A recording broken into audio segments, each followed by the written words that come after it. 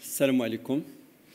Madame la Présidente, chers membres du bureau de l'association AMAL, chers collègues, chers amis, donc, en tant que résident à Tanger, je vous souhaite la bienvenue à Tanger. Et donc, on est ravis de vous accueillir au Khajitou Ma'ashirgui. Donc, tout à l'heure, ma collègue, elle a tout dit, du dynamisme de l'association. Et donc, vous avez tout dit, tout résumé.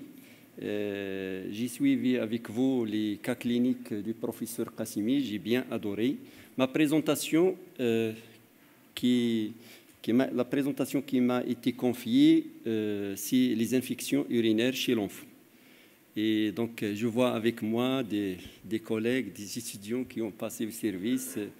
Je fais des présentations objectives à travers des cas cliniques et je réponds à des questions pratiques. Je ne fais pas de physiopathe, de rappel anatomique. Et donc, sans tarder, je vais commencer par un cas clinique. Et c'est des cas que vécus dans mon expérience au service. Le premier cas, c'est un nouveau-né qui a été admis à G3 de vie, donc originaire de Tanger. Et donc, au cours du suivi de la grossesse, donc son médecin, donc l'échographie oligo-amniose. Donc, sinon, l'accouchement s'est bien déroulé et à l'examen, à la naissance, le poids, la taille, la température dans les normes. Donc, ce genre de situation, souvent, on fréquente des nouveau-nés donc avec un bilan de gynéco, donc oligo-amniose. À votre avis, qu'est-ce qu'il faut faire?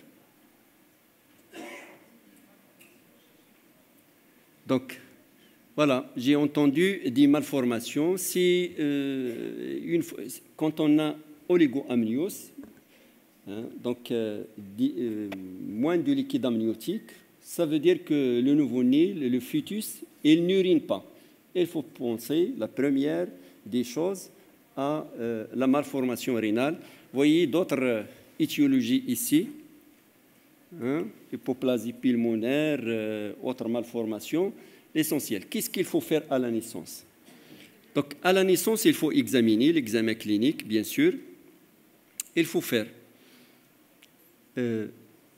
bien sûr, il faut faire l'échographie, un bilan biologique, le CVU à G3, pas à la naissance.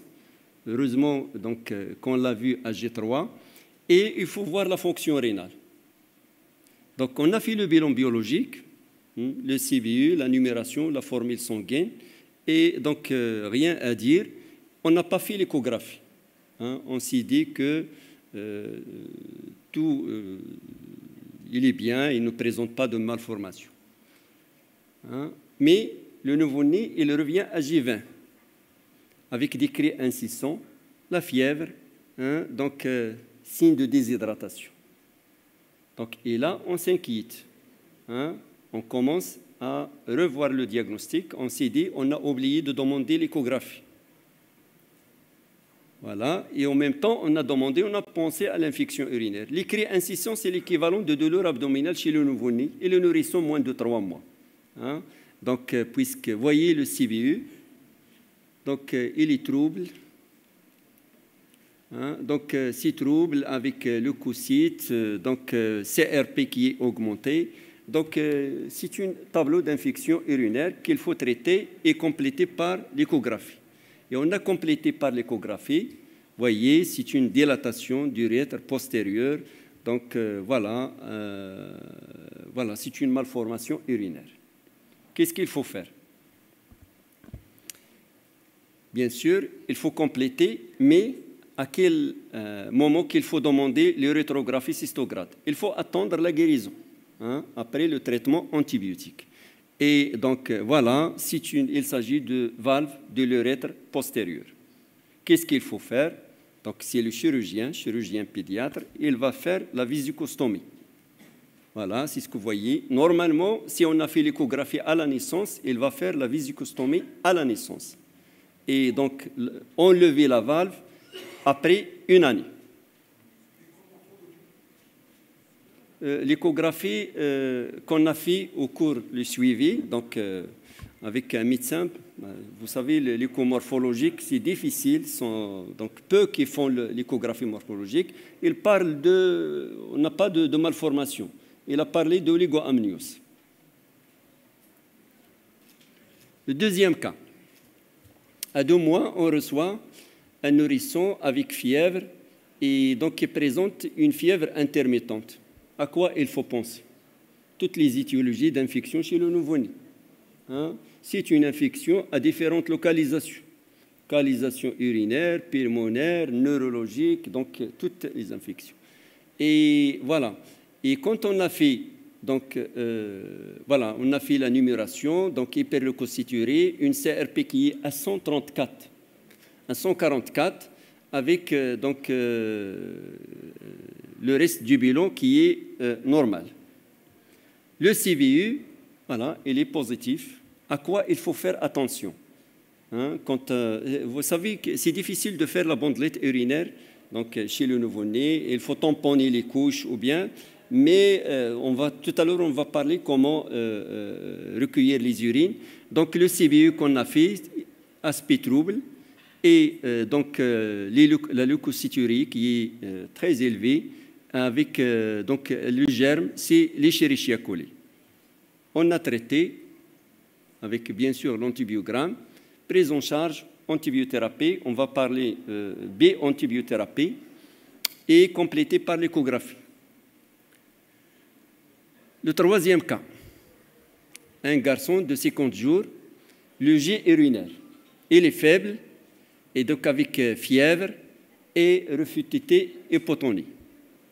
La même chose, on peut évoquer une infection chez le nourrisson à différentes localisations. Voilà, on a hospitalisé, donc B-antibiothérapie, et donc voilà, le germe, c'est l'Escherichia coli, B-thérapie, c'est 3G plus gentamicine. On a complété par l'échographie, d'où l'intérêt de l'échographie. Il parle de malformation, la même chose. Il s'agit de la valve de l'urètre postérieur, donc vésicostomie, rétablissement après une année. Le quatrième cas, il est à J40, tableau de déshydratation. Donc, signes digestifs, fièvre, donc, voilà, avec donc une hypotrophie, dénutrition. À quoi il faut penser? La même chose, une infection à différentes localisations, notamment urinaires. Mais quand on fait le bilan, donc une natrémie très élevée. C'est une déshydratation avec hypernatrémie. Et vous voyez la calcémie aussi, elle est très élevée. Donc à quoi il faut penser? Le CVE il est positif, l'Escherichia coli. Bien sûr, il faut hospitaliser, il faut réhydrater, l'hypercalcémie, un diurétique. Parmi les protocoles de traitement de l'hypercalcémie, on ajoute aussi l'hydrocortisone. Et donc, on a pensé à une intoxication de la vitamine D. On a fait l'échographie dans le but de détecter malformation urinaire. Donc, il s'agit d'une néphrocalcinose bilatérale. Et quand on a pensé à l'intoxication parmi les étiologies autres, l'infection, l'intoxication, dosage de vitamine D, une intoxication, effectivement, quand on a revu le carnet de santé, l'interrogatoire, il s'agit d'une intoxication de la vitamine D. Donc, pour rappel, les doses qu'il faut donner, donc de la vitamine D, donc voilà, il a été intoxiqué par la vitamine D. Quels sont les messages qu'on peut déduire de ces cas cliniques? D'abord, l'intérêt de l'échographie après le premier épisode de l'infection urinaire. Quand on examine un nouveau-né, un enfant, un nourrisson, il faut faire attention au jet urinaire. Tout à l'heure, on a vu, il y a des nouveau-nés, des nourrissons qui urinent goutte à goutte, l'anomalie du jet urinaire. Et Et en l'absence, il y a certains qui ont évolué parmi les cas que j'ai cités vers l'insuffisance rénale. Il ne faut pas banaliser donc, une infection urinaire. Et des cas qui ont évolué vers un choc septique qu'on a récupéré. Donc, d'où l'intérêt d'anticiper et faire attention. Donc, toujours le diagnostic chez le nouveau-né nourrisson d'infection urinaire. C'est des cas, mais en tant que praticien, je me demande toujours à répondre à ces questions. Comment je vais faire le diagnostic d'infection urinaire chez l'enfant? Quelles sont les investigations nécessaires à demander? Les examens complémentaires. Donc, comment faire la différence entre une cystite et une pyélonéphrite? Le traitement, est-ce qu'il permet de donner la voie orale, d'administrer la voie orale? Comment prévenir les récidives, l'antibioprophylaxie? Et donc, devant une bactériurie asymptomatique, qu'est-ce que je vais faire? C'est ce qu'on va voir. Juste un rappel, voyez ici, entre le garçon et la fille, la première année, c'est le garçon qui est plus touché, qui présente une infection urinaire, et devient, avec l'âge, fréquente chez la fille. Une pyélonéphrite aiguë est une infection, donc le risque, donc on a dit l'insuffisance rénale, mais aussi des lésions de néphrite tubulo-interstitielle qui peuvent évoluer vers des lésions de fibrose. Le risque de cicatrisation rénale est corrélé au degré de reflux vésico-urétral. La symptomatologie n'est pas spécifique, surtout le nouveau-né et le nourrisson. Vomissement chez le nouveau-né nourrisson, tous les diagnostics sont à évoquer. Une constipation, la même chose. La fièvre, une infection à différentes localisations. On ne commence à différencier qu'à partir de 18 mois. Et pas facile. C'est pour cela, toujours, donc, il faut faire attention et examiner. Les cas que j'ai présentés, on a fait aussi des ponctions lombaires. Parce qu'une infection chez un nourrisson moins de 3 mois, c'est une septicémie. Il faut compléter, chercher une localisation, parce que s'il s'agit d'une méningite, le protocole de prise en charge, il change, en termes d'antibiothérapie, en termes de dose. Il faut faire attention, examiner les organes génitaux externes et faire attention aux jets urinaires. Voilà, bien sûr, tout l'intérêt de la bandelette urinaire. Le premier examen, et qu'on commence à oublier, il faut faire une bandelette urinaire. Mais comment? Parfois, il faut tamponner la bandelette et rester 1 minute si on veut avoir de résultats fiables. Bien sûr, vous voyez ici, la couleur, il a aussi de l'intérêt. On peut dire que même si l'enfant est déshydraté ou non déshydraté, l'une ديال البوله il a de l'importance. Quand il est très concentré, ça veut dire qu'il y a un problème. Il est déshydraté, il est infecté. Bien sûr, comment recueillir les urines? Donc là aussi, c'est des pochettes, le nourrisson, le nouveau-né qu'il il faut désinfecter, après changer toutes les 30 minutes. Est-ce qu'il faut faire la ponction suspubienne ou non? Là aussi, c'est une discussion. Et donc, le grand enfant, c'est au milieu du J. Donc, il est acheminé directement au laboratoire. Donc, un ECBU positif, lorsque les leucocytes supérieurs à 10 000, donc les germes supérieurs à 100 000, l'examen direct, il ne faut pas oublier l'examen direct et la culture, et l'antibiogramme. Donc, il faut compléter par une numération et la CRP. La CRP, elle a de l'intérêt pour suivre l'évolution, la cinétique de l'évolution clinique. Vous savez qu'on parle aussi de la procalcitonine, son intérêt.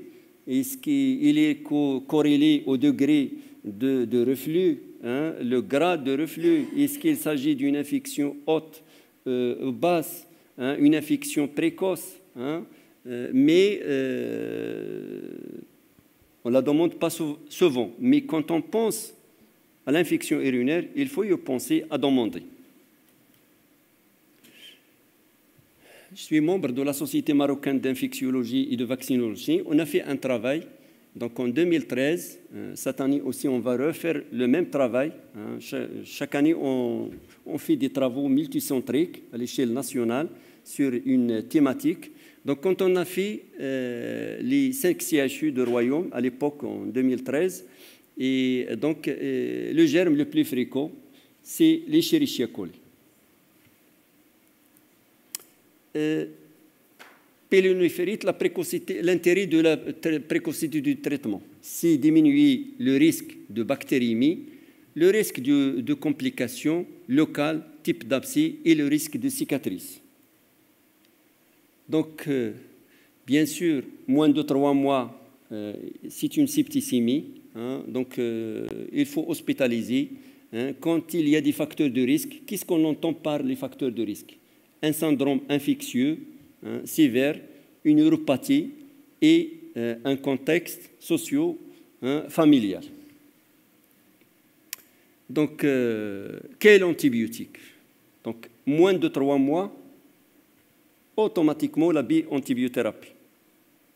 Et pendant 10 jours, c'est une septicémie. On va voir avec l'âge, jusqu'à 6 mois, jusqu'à 18 mois, et au-delà de 18 mois, hein, comment la durée de la bi-antibiothérapie et le relais par voie orale. Donc, les doses des antibiotiques qu'on administre, donc la sensibilité de C3G, l'Escherichia coli au C3G.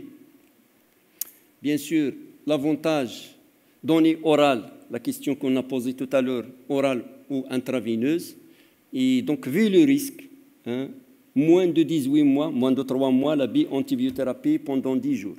Moins de 18 mois, bi-antibiothérapie reste la durée, 48 heures ou 4 jours. On va voir.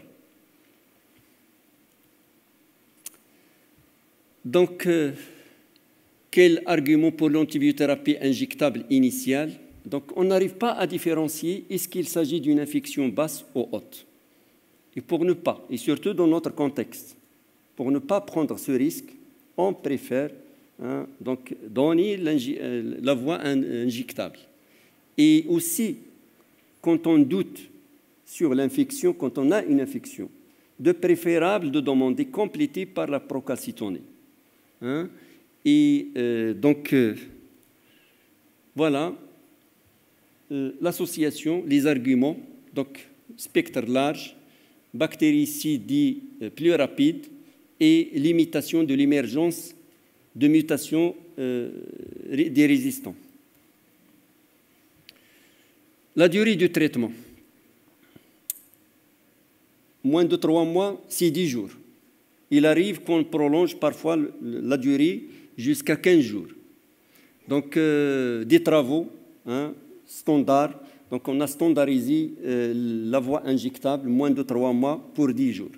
Et au-delà, entre 3 mois et 18 mois, quand il y a des facteurs de risque, la voie injectable pendant 4 jours est reliée par voie orale. Qu'est-ce qu'on entend par les facteurs de risque? Une uropathie, un choc septique, ou moins de 3 mois.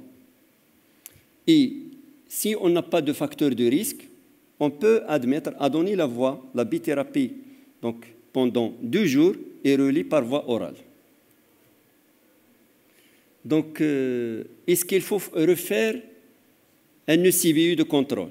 Si on a une évolution clinique favorable, il n'est pas nécessaire de demander un ECVU de contrôle.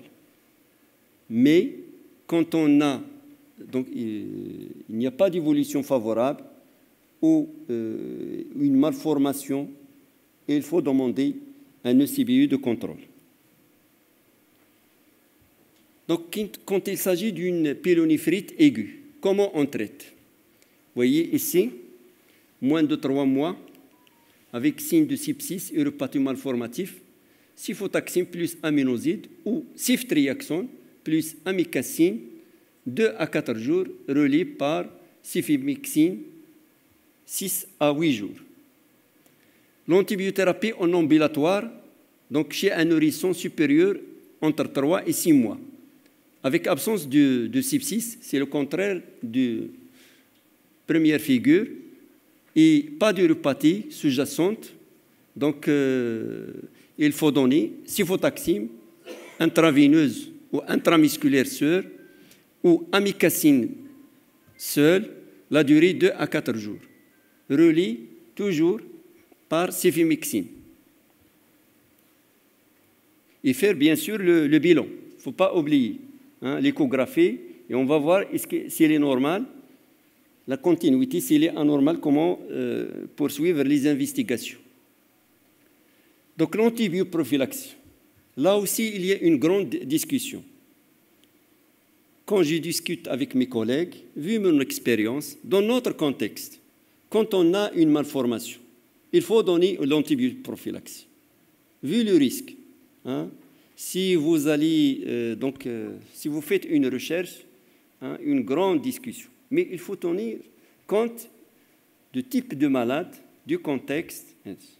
Donc moi, je le donne donc, systématiquement l'antibioprophylaxie pour des raisons d'évolution vers l'insuffisance rénale. Qu'est-ce que je donne? Vous voyez ici, moins de 1 mois, c'est l'amoxicilline. Et entre 1 et 6 mois en bas, c'est le protocole du service. Entre 1 et 6 mois, on donne alphatil, que vous connaissez, et Bactrim ou la sulfaméthoxazole au-delà de 6 mois.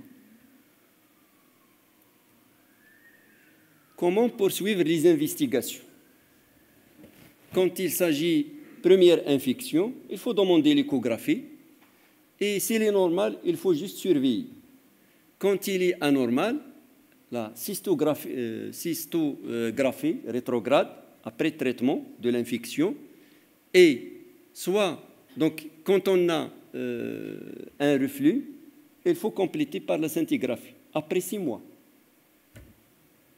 Quand il s'agit d'une anomalie échographique antinatale, avec dilatation pilocaliciale isolée et persistante, il faut faire la surveillance, bien sûr, demander l'échographie, on rejoint s'il y a une malformation, donc l'échographie, la cystographie, si anomalie, la scintigraphie. Donc, s'il est normal, il faut surveiller.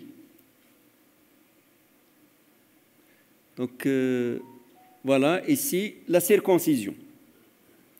La circoncision, des études ont montré que c'est une prévention des infections urinaires dans 80% des cas. C'est des études, donc voilà. Parfois, on reçoit des malades, des enfants avec bactériurie asymptomatique. Est-ce qu'il faut traiter ou non?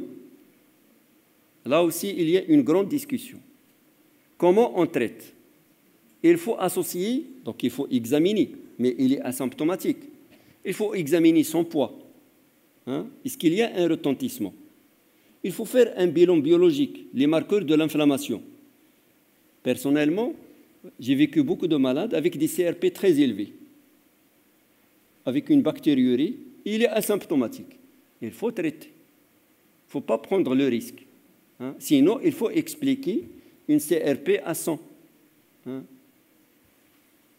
Donc, c'est des questions qu'on fréquente souvent. Antibioprophylaxie, pas de recommandation standard, comme j'ai dit, mais donc, quand il y a une malformation, une infection urinaire récidivante, et dans notre contexte, il faut aussi analyser le contexte social. Moi, je préfère donner que prendre le risque. Ici, je vous présente le protocole de la société marocaine. On a fait un protocole, la SOMEPEV, donc il résume tout. La présentation, donc je vais vous laisser chez Madame la Présidente. Donc, il reste d'accomplir votre mission. Donc, voilà. Surtout... c'est bon. Voilà, c'est bon. Tout à l'heure, Madame la collègue l'enseignante, il a dit que... Moi, j'aime le partage. Il y a des collègues, des étudiantes, donc je ne cache rien. Il a dit que votre association, il vous remercie pour le partage de la science. Vous savez que l'argent, il n'a pas de valeur s'il se partage. Mais la science, il a de grandes valeurs quand il se partage. Donc, on vous remercie pour ce partage aussi. Donc, voilà, moi aussi. Voilà, avec des doses. Et vraiment, c'est ce que j'aime de pratique. Hein, une fiche qui résume tout. Et voilà, quand il s'agit de cystite, les signes cliniques, on parle de cystite qu'au-delà de 2 ans. Hein, à partir de 2 mois. Moins de 2 ans, c'est difficile. C'est décrit insistant. Et donc le bébé a été cadré, voilà, et voilà. Donc c'est au-delà de 10 ans. Et pas facile chez le grand enfant. Qu'est-ce qu'on donne? Soit cotrimoxazole, la cefimixime ou amoxicilline protégée avec des doses que vous voyez ici. Hein. Et donc voilà. Ici, c'est le protocole de service. Comment? Moi, j'ai protocolisé le service. Vous voyez derrière, c'est un livre que j'ai recueilli 200 cas cliniques, différentes spécialités. Parmi les cas, c'est les cas que vous avez vus. Et avec, à la fin de chaque des cas cliniques, je présente un protocole du service. Bien sûr, il est inspiré des consensus. Hein, consensus. Vous voyez ici, par exemple, tout à l'heure, j'ai parlé de la durée de l'antibiothérapie intraveineuse. Nouveau-né, c'est 10 jours de traitement. Voilà, c'est 10 jours de traitement. Quand il s'agit de nourrissons, au-delà de 6 mois, soit il y a des facteurs de risque, ou il n'y a pas de facteurs de risque. Quels sont les facteurs de risque? C'est le choc septique, moins de 3 mois, et une neuropathie. On donne C3J plus aminoside pendant 4 jours, relié par monothérapie intraveineuse, parce que la durée totale, c'est 10 jours, parce qu'il y a un facteur de risque, une malformation. Au-delà de 6 mois, mais sans facteur de risque, c'est-à-dire je n'ai pas de malformation, je n'ai pas un choc septique. Hein? Et donc, qu'est-ce que je donne? C3J plus aminoside pendant 2 jours. Vous voyez la différence? 4 jours, 2 jours. Relié par monothérapie par os. Avec malformation, c'est intraveineuse, 10 jours. Sans malformation, c'est 2 jours intraveineuse et relié par voie orale. Chez le grand enfant, avec facteur de risque, il y a des malformations qu'on détecte donc chez le grand enfant. Et donc, C3J plus aminoside pendant 2 jours, relié par monothérapie par os. Sans facteur de risque chez le grand enfant, possibilité de monothérapie pendant 2 jours, c'est-à-dire sans aminoside.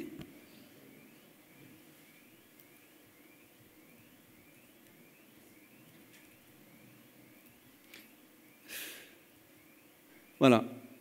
Pendant monothérapie, pendant 2 jours, puis relié par péros. C'est des cas qu'on hospitalise, on peut gérer en ambulatoire. Donc, voilà. Donc, je vous présente le protocole de service et puis l'intérêt de la prévention. On fait tout dans la médecine, on prescrit des médicaments et on oublie l'intérêt du volet préventif. Comment aussi, tout à l'heure, les cas que j'ai présentés, c'est des cas d'infection urinaire, mais c'est des infections greffées sur un terrain favorable, parce qu'il est déshydraté. Et donc, quand on agit sur ces facteurs-là, on peut éviter l'infection et on peut accélérer aussi la guérison. Boisson abondante chez le grand enfant, tété abondamment, l'hygiène périnéale, traitement de la constipation. C'est un facteur qui favorise l'infection. Traitement phimosis.